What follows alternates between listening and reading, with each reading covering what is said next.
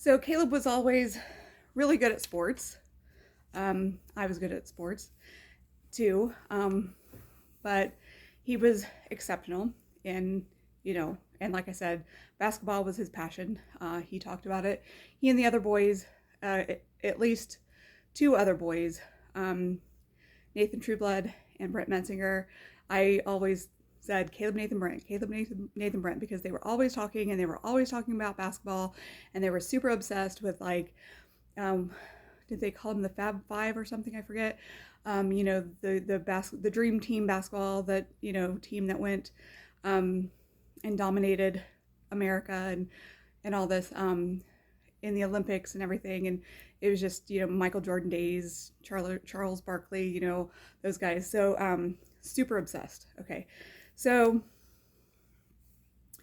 um, we would, there, there was this creek by his grandpa's house and there was a bridge and then there was this creek and we would do this little like whistle call.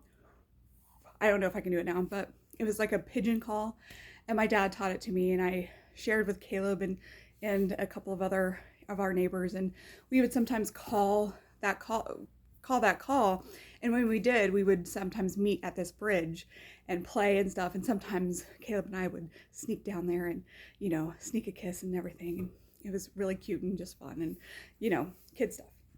So it was a lot of good times.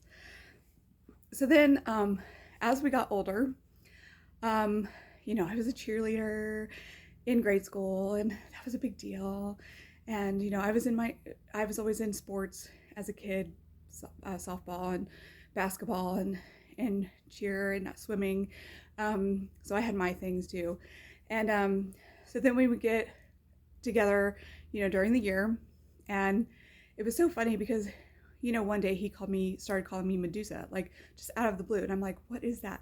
So in another video I explained that story that I would give him a dirty look or something, and I was displeased or whatever, and so he started calling me that, and then he got all the other boys calling me that, and I'm like, oh my gosh, whatever. And so that was all fine and good.